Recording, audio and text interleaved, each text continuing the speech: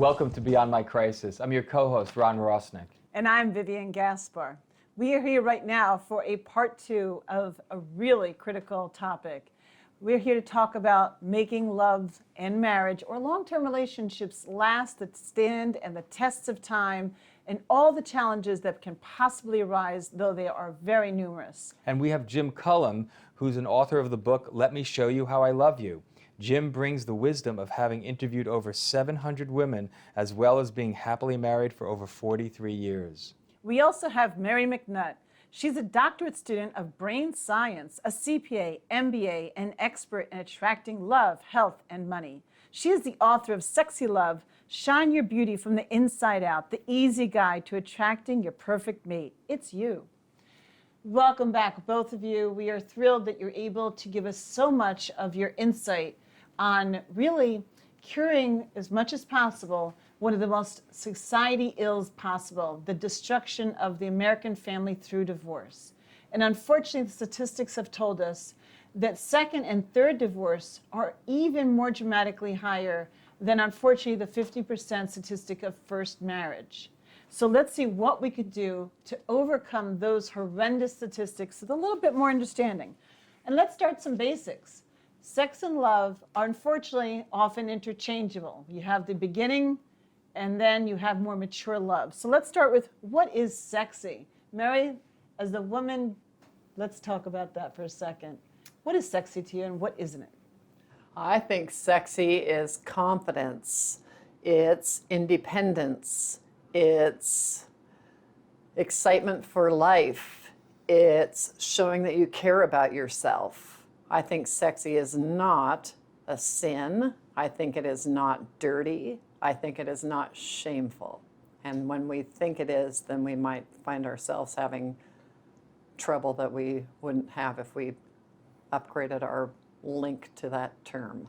You just touched on something, and I just want to ask really quickly. Does that Me Too movement have any relationship within the realm of long-term committed relationships in that sexy phrase? Absolutely. The Me Too movement, I think, is a divine gift we're experiencing in our society right now. There's transformation happening, and sometimes you have to have a breakdown to have a breakthrough. And our breakthrough in society is another level of both sexes, the female and male, having equal respect for each other. In the past, we've had this idea that sex is sinful and shameful and dirty, and without really digging in and deciding whether it is or isn't, oftentimes there's mischief around sex because people are thinking it's this sin, and yet we have a biological craving to have an intimate partner. Jim, that brings us to you because it's sex and, of course, love, the long-term, stand the test of time type of love. So to you, you've actually interviewed over 700 women for your book over the course of 4 years or more, actually. So what is it that you've found through these interviews that love is and isn't? Love is not necessarily physical. Physical comes into it. But when you really love somebody, you care about a person. You're concerned about how they feel, how they think, what they're doing. You know, you're a team with them. You work together as a team because love is a two-way street. I can love one person to death, and if that person doesn't love me, it's not going to work. So it's a two-way street, and you have to work at it. It takes energy. And again, it's not, you know, years ago people would say, wow, that person's sexy because they had the bikini on, they had the particular figure, the fashion models. That only works for a very small, maybe 3 or 4% of the society. That's a very small percent. Most younger people, they go for love that gets them the oxytocin release. So that's an initial love. That's where that passion comes in. But that is not a permanent situation. How do we define that? How do we cross over to a more mature love? What happens there? You keep the intimacy alive. We're in a discussion about long-term intimate relationships. And once you get married, for example, you you can't ignore your intimate relationship and think it will keep itself strong. You want to keep investing in your intimate relationship. Jim and I were talking before the show about having your different priorities, whether it be spirituality, love, careers, family, marriage, and if you're bankrupt in your marriage because you've been so busy with your career and your children that you've ignored your marriage, you're going to lose it. What? Exactly. Right? Exactly. The attention might wander elsewhere So we- because that other person that you're ignoring has a need that's now not being filled by So their partner. we have to balance our time in our life for relationships, for family, and for business. And defining in writing what are your top priorities, and then making sure you put attention into each of those. So if I say my top priorities are spirituality, career, family, marriage, and health, maybe if I'm finding myself ill over and over again, maybe I've put too much of a balance in these other 4 areas and not enough balance in my personal health. And part of that comes up in the discussion of intimate relationships because it's quite frankly sexy to have a healthy partner, and it's not that sexy to have a partner that's sick all the time and allows themselves to fall apart. Right, so health and physical well-being is a very important component. But in the United States, we seem to be so connected to wealth. Like if our partner's not making enough money, we're disappointed with them, or there's an expectation that never really gets realized. How do we handle money issues now? So if you don't have enough money, your relationship's going to crumble. Would you agree, Jim? Yeah, but Or- as an example, I have a friend who's a doctor, has a very, very lucrative practice, and he hates it. He said that he would rather have a bed and breakfast up in Vermont and just have a simple, comfortable life. And it's what makes you happy. And money can make you comfortable, but money can't make you happy. Well, and that goes back to the mission statement. What is important in each intimate relationship? Because what's important in my marriage may be different than what's important in Jim's marriage, for example. So I want to keep my mission statement evolving with me. I've been with my partner for 23 years. What was important to us when we met in our 20s isn't the same priorities as it is now in our 50s. So you've changed your mission statement. And we've changed ourselves. How many times? Many times, and I hope a lot more. I was actually just going to say how many times have you changed Forever. that? It will never stop evolving. That's my mission That's for very myself. important for people Never to know stop evolving. that relationships and personal communication, it's an evolving learning process. If you're not evolving, you're dying. Well, okay, so let's pretend for a second we talk about all those people who felt a betrayal. Perhaps one person felt so consumed with maybe the children or their career that they inadvertently didn't pay attention to themselves or their partner, and then the partner strayed. Is there ways to get past a betrayal, or are we really doomed to say, that's it, I'm fed up, I'm getting a divorce because you betrayed me? What do you think?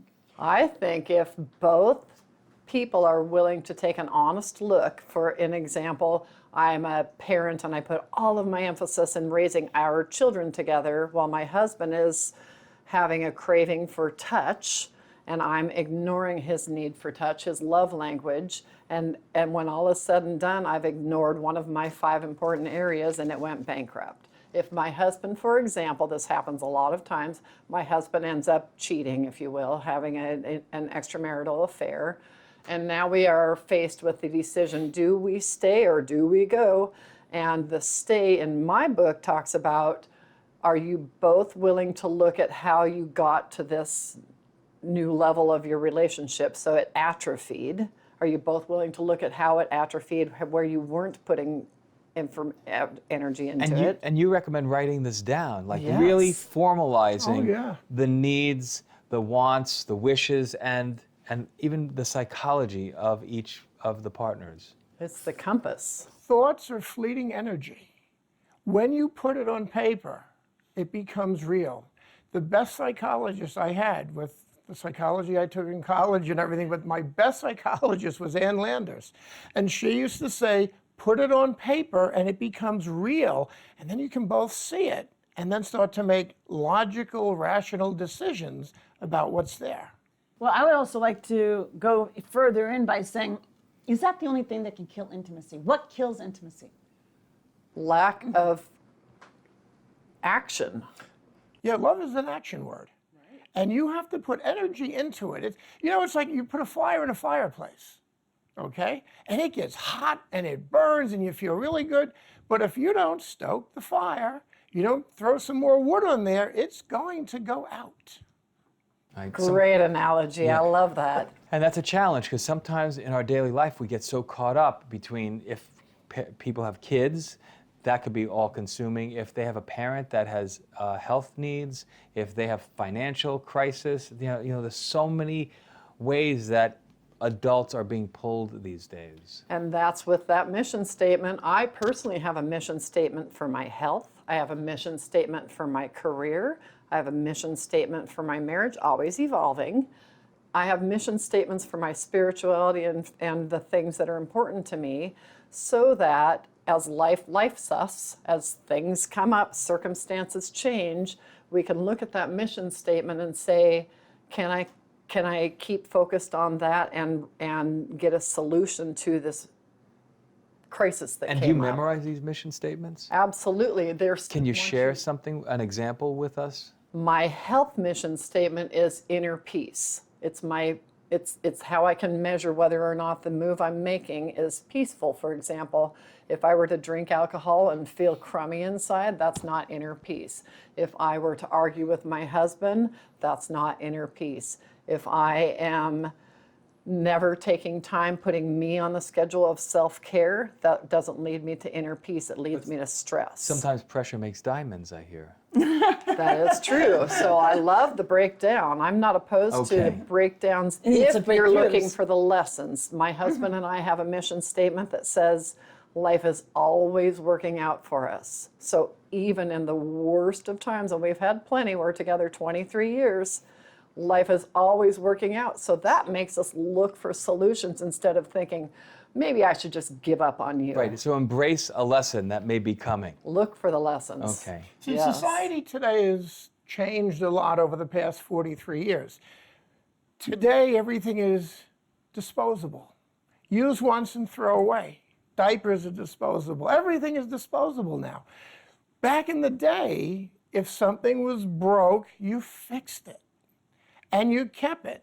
I mean, we had a television for 26 years because we got it tuned up every couple of years. Now you're lucky if it lasts 6 or 7 years and they fall apart. And people do that with their marriages too. So in this consumer society, we throw out electronics, get new electronics, but with relationships, we need to really think about what's at stake, especially if parents have children together. That's an important issue while you want to keep that marriage together. I've told my husband, as we've had some challenges in our 23 years together, and we have a son together, and he said, please don't give up on me. I'm always trying to evolve. And I said, I wouldn't give up on you. You're not just my boyfriend or just my husband. You're my family. You're the father of my son. There's a whole new level of commitment to fixing the crisis. That's really touching to say that you're my family. You're I'm not giving up on you. And that's true. I have lots of friends that are have no children in their marriage, but they're family to each other. They're husband and wife, they're family. They might have some four-legged children in there, but that's beside the point. You're still family. If that's who you come home to every night, that's your family. And I think something that helps there, and for some people this is difficult because I taught in the hospital for 22 years and I had a lot of people give me a hard time about this. When I would go around the room, I had patients sitting around a big conference table, and I'd say, you are the most important person in your life. You have to take care of you first, and then everything else will fall into place nicely. But if you short-cheat yourself and you don't eat right, you don't sleep right, you don't do all the things that you should be doing for you, for your benefit, everybody else suffers. And the relationship starts to suffer then. As long as you're not a clinical narcissist. That's not balance, Yeah. right? You've got to have the balance in anything that's important to you, whether it's your career, whether it's your financial plans, whether it's your relationship. Now, you were talking before we started filming about the energy of love. And can you tell us a little bit what that means? I mean, you have the energy of love, and you even mentioned that it's a real thing, which I never realized. Orgasmic energy vibrates at the same level as unconditional love. What does that mean? So I'm a doctorate student in quantum physics, and what I study is the vibrational world we live in. I can interpret what you're saying through vibrationally interpreting the sound. I can look at you and vibrationally interpret the colors. I can vibrationally interpret taste on my tongue. We also have a love that is taking action, and there's an energy level measurable. You can stick stickers on your brain and see which parts of your brain are lighting up. And when you get higher and higher to about 560 megahertz, a vibrational measurable level, things that are also vibrating at that same level are orgasm, are unconditional love, are a feeling of abundance, are feelings of support, like just feelings of Everything peace. has a vibration. So- the chair has a vibration. The so- walls vibrate. So we all really have untapped superpowers like Daredevil, Yeah. where he senses vibration at such a heightened level. We have to train ourselves. How do we train ourselves to sense this vibration? So it's truly a vibrational scale. So depression feels like a really low energy. Joy feels like a much higher energy. Your emotions are your guidance to your vibrational energy. When I feel bad inside, I want to work towards upgrading. If I get towards 560 megahertz of vibration, I'm going to have abundance and health and love and joy show up. But how do we improve that? What are we doing? What's 2 steps that we can do to improve that? How do I feel right now? If So I ask feel our crummy, question, how do I feel right now? how do I feel right now? How can I upgrade my thoughts? So every day we have about 90,000 thoughts. Approximately 80% of them are a repeat of the day before, and the day before. And 90% of our thoughts are subconscious. What we want to do, like the master computers that we are, is go into our internal thinking and look for thoughts that are stopping us and see if Brilliant. we can upgrade them. So our awareness has to raise, and then we have a negative thought. What's a simple way to kind of cure that negative thought and stay on that Write positive? it down and then write a better version of that thought. Okay. For Write example, down the I don't negative have thought. enough time. And time is a priority.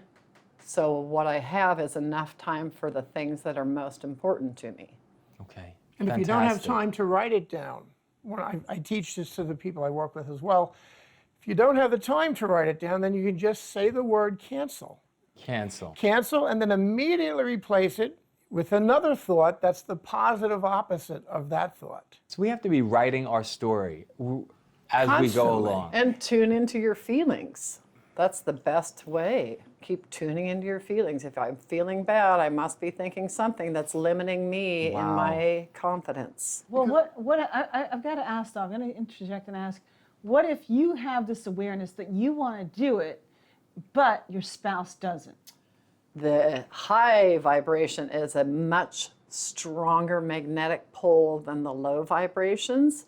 And if you have your mission statement, which I call my North Star, so if my mission is to stay peaceful, if my relationship mission is love above all else, if I'm down here, oh, I'm mad at him, I know that's not my mission statement. If I feel inside, oh, I'm mad at him, I know it's not my health mission statement to be peaceful inside. I'm choosing to let the stressful hormones flow through all of my cells. It's not honoring my cells, it's not honoring my marriage. And so ultimately, if you get a big enough why do I want this marriage to work? Why do I want to feel healthy inside? Then you are motivated Right. to keep tuning back in. People have to break out of that habit. They could be in this habit for decades, and it's even harder. It's like an alcoholic that just has drunk themselves silly. There's something that has to shake them up to get them out of that terrible comfort zone. I'm 55, and I know that I've had 55 years of training in one set of habits, my neural network. And so in order to upgrade to new habits, it's not going to happen overnight. I personally have positive notes in my bathroom, on my computer, in my phone, in my kitchen, different places. It surprised me out of my old habitual habits. I might be looking at my sink and all of a sudden I remember to be grateful that my hot water heater is working, right? I wouldn't have thought of that had I not left a reminder note. So I have reminder notes to help to keep upgrading every time I see those notes. That's brilliant. And keep in mind that the emotional state of your mind and body dictates the chemical state of your body. And they've got studies we could quote all night about people who are under a lot of stress are sicker more often than people who are not. And it's usually infectious types of illnesses, the colds, flus, and pneumonias. And cancer. Dis-ease. So how can you help your spouse? I mean, if you see that they're stressed, they're overwhelmed, what could you do to uphold that mission statement and help them in their time of they're feeling overwhelmed? Well, two things that I do with mine. Sometimes if I see that something's a little off balance with what she's going through, I'll walk up to her and I'll hold her right in front of me and I'll look her right in the eyes and I say, you need a hug. And I'll give her a hug. Sometimes she says, wow, that just feels so good. Once or twice, the tears came down and she said, I've had such a rotten day. And it makes a huge difference because you're acknowledging that you recognize. And sometimes they don't know it. They're so into it. They're so stressed. They're so upset. They don't realize that they're in that place. And when you let them know about it gently, kindly, it's the way the presentation is made, and you let them know, and they, wow, I didn't realize that. It shows. So the way we speak to each other is very important. You know, there's some statistic about how words are a small part of the communication. Really, how we say it and our body language are the major part of communication. And being okay with having problems. It's okay. I say if you have a problem that can be solved by action, you don't have a problem. If my action is my husband and I need to go to a marriage counselor or somebody who's got better answers than us, that's an action I can take. Therefore, I only have a puzzle. How do we solve this puzzle? Right? Yes. So we're constantly looking for what's important to us and how bad do I want to help out my partner. So if I see that my husband is just in this grumpy, overwhelmed mood, I could either A, go take one of his chores off his list. Maybe he's been pulling all the weeds and I've just thought I need to keep the inside clean while he's pulling all the weeds. Maybe I go out and pull the weeds the next day, so that's one less thing. He feels more on a team. Or just request for a volunteer to help him out. Yes, right. Or say, should we start budgeting in a person to come and take care of that chore so that we can both be good at our careers and not waste our time weeding the garden when somebody else needs a job weeding gardens? Yes. Are there other tips that both of you can tell us? I mean, you had wonderful, long-standing relationships, and just to stay more well-bonded. Jim? To stay more well-bonded, again, paying attention. It really boils down to that. When you pay attention and let them know that you're paying attention. You do a lot of things together, but then they also need their own free time. My wife sings. She sings in a choir. She goes to practice on Tuesday nights. She goes out, and the girls get together every now and then for a breakfast or a lunch. Go, have a great time. And you work with each other, and you give each other the space. You support each other. I mean, I'll go to listen to her sing on certain days, and I say, wow, you guys sounded really good today. Or once in a while, hey, maybe you need to change the microphone position just a little bit. It wasn't picking up the one section, Nicely, you do it in a very soft, laid-back way. You don't come down heavy on somebody. It's the presentation again. It's and how watch you your present words. Yeah, Your words, like your what inflection, and I be just kind. spoke about. Be very Yes. kind. Exactly. How you say it. And And at not the just end- what you say, it's how you say it. Mary, one last bit At of the wisdom. end of the day, if you have written down your mission for your marriage or your long-term intimate relationship, if you keep going back to that, be willing as a couple to evolve the words in it and make that your compass. So you go after that mission, Great. That's perfect. long-term Thank you so much. This was really informative, and if we can all put this to action and then get into these books, I think we'll have really successful relationships easily, right? Guaranteed. And guess what? I think that's the same basis of divorce proofing first, second, and maybe even third marriages. Thank you. Jim and Mary, thank you for being a shining example of what we all can be. Thank you. Thank you. Thank you for watching Beyond My Crisis, and we are delighted to have problem-solving people here to make our relationships better and better.